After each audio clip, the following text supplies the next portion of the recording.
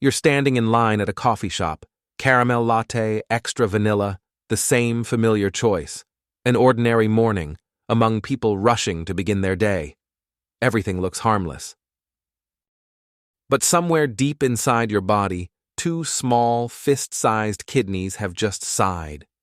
They have no voice. They don't feel pain the way your head or stomach does. They don't send loud emergency signals.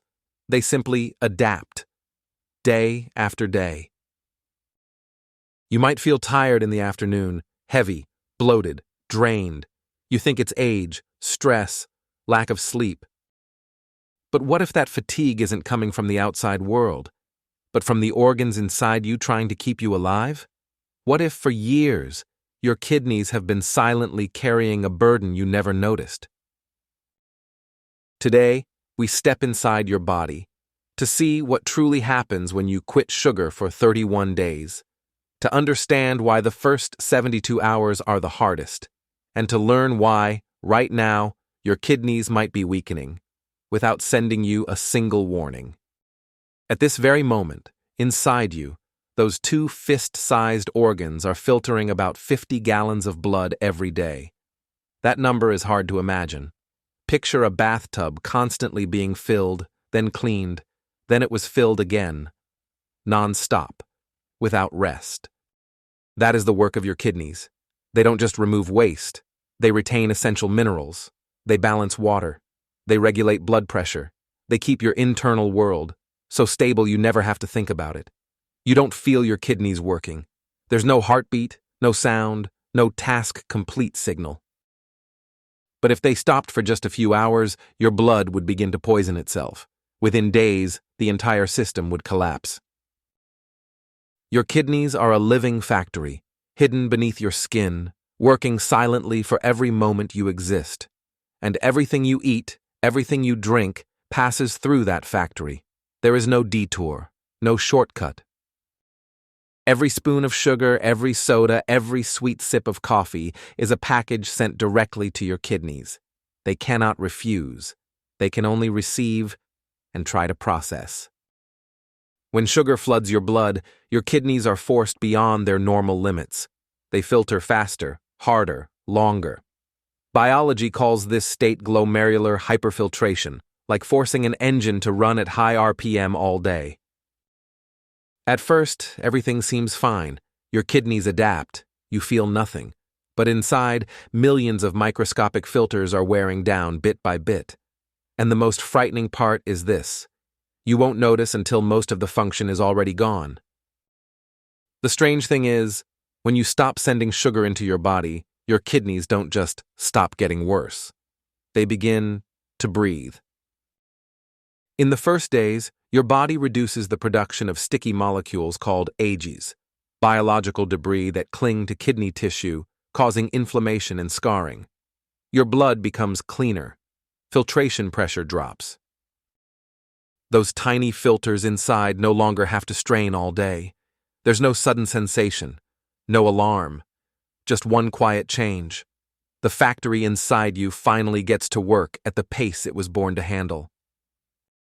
The first 3 days are the hardest, not because your body is failing, but because your brain is protesting. Your brain is used to quick bursts of sugar. It has been trained to expect that easy energy. When you cut it off, it speaks up. Headaches, restlessness, irritability, a strange emptiness, as if something has been taken away. Many describe it as caffeine withdrawal. But deeper than that, it's a brain relearning how to create energy at a natural rhythm. While you feel uncomfortable, something else is happening that you can't see. Pressure inside your kidneys begins to fall. Those tiny filters no longer have to strain constantly. Blood flows through them lighter, slower, easier. You don't feel this relief. Kidneys don't have pain receptors to tell you they're no longer being forced. But in silence, they are thanking you, because for the first time in a long while, you've stopped adding weight to them. Sugar doesn't only move through the blood, it slips into how your body holds water. Every time sugar spikes insulin, your kidneys receive a tiny command: hold salt, hold water. Day by day, your body grows a little heavier. Ankles are slightly swollen. Afternoons are more tiring. Blood pressure is quietly rising. You rarely connect those signs to a spoon of sugar. But when you stop, the process reverses. Within about 2 weeks, your kidneys begin releasing excess water. Pressure in your vessels drops. Your body feels lighter. It isn't dramatic. It isn't loud. It's like turning down the volume in a room that's always been noisy. You don't notice the moment it changes. Only when it grows quiet do you realize how long have you lived in noise. Many think kidney stones come from not drinking enough water or eating too much salt. But sugar is a silent trigger. When blood sugar is high, your body excretes more calcium into urine.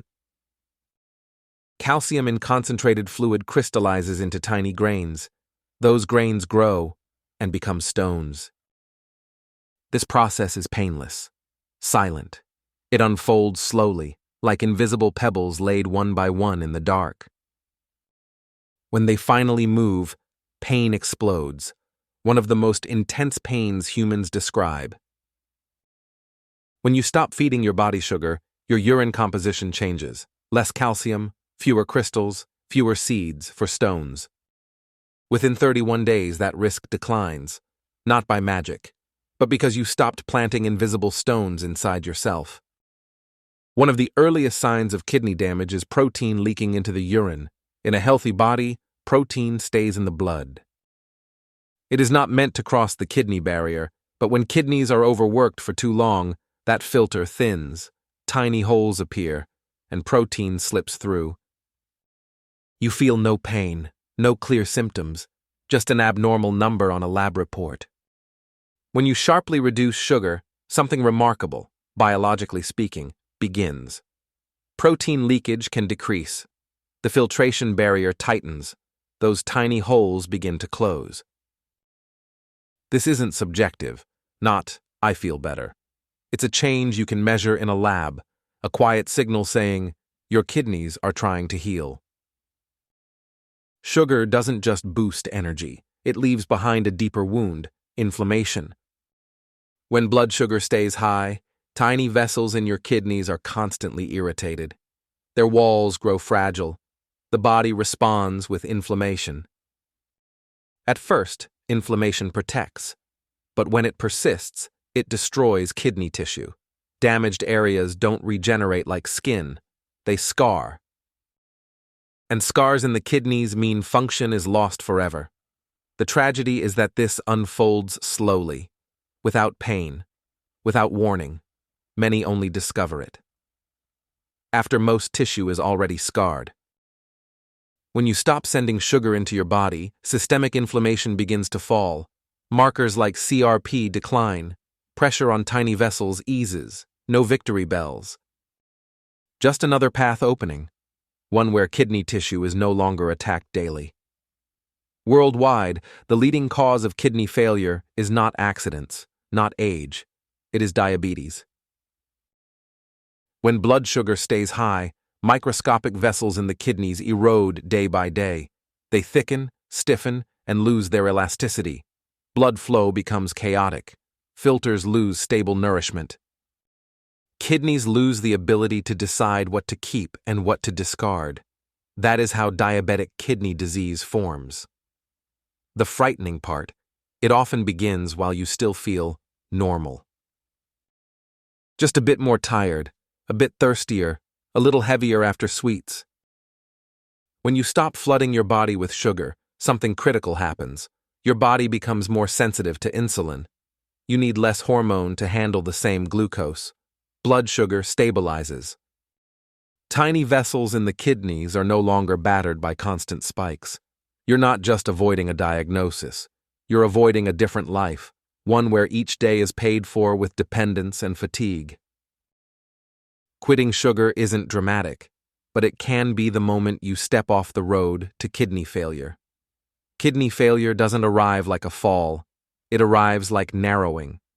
First, a little more fatigue, then easier swelling, then more blood tests. Until one day, a doctor says your kidneys can no longer cope. From that moment, life revolves around a machine.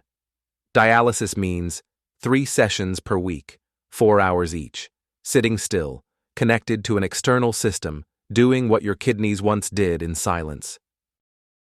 Your time no longer belongs to you. It belongs to appointments. Your energy fluctuates with each filtration. Many can't work full-time anymore. Trips must be planned, meals restricted. The body always feels fragile. And what silences people is not an inconvenience. It's a number. Only about 1/3 of dialysis patients are alive after 5 years. Worse than many cancers. All of this rarely begins with a major tragedy. It begins with small, familiar choices: a soda, a dessert, an afternoon slump, and a habit never questioned. No one thinks they're walking toward that machine, but the road is paved with days that look completely normal. 31 days cannot erase years of accumulation. It won't remake your body. It won't perform miracles. But it does one crucial thing. It tells your kidneys the burden has eased. In that time, blood pressure begins to drop. Inflammation quietly falls. Blood flows through the kidneys with less strain. Urine clears. Lab numbers soften. These are not grand victories. They are small signals. But they all say the same thing. We still have the capacity to recover. 31 days is not the destination. It is the moment you step out of inertia and see another path. A path where your body isn't bracing itself daily against what you consume. A path where the kidneys no longer endure in silence. Not to be perfect, just to live a little lighter. If you could see those 2 kidneys are working inside you right now, watch each tiny filter straining every time sugar floods your blood, see pressure building through ordinary days. Would that caramel latte still look harmless? Or would you begin to wonder, am I nourishing this body, or simply becoming familiar with a price I'll pay later? Not every choice needs drama, but some choices quietly shape an entire future, and sometimes they begin in the smallest moment, standing in line before a familiar drink with the chance to choose differently. Thank you for watching. Like and subscribe to Things Change Your Mind for more meaningful videos.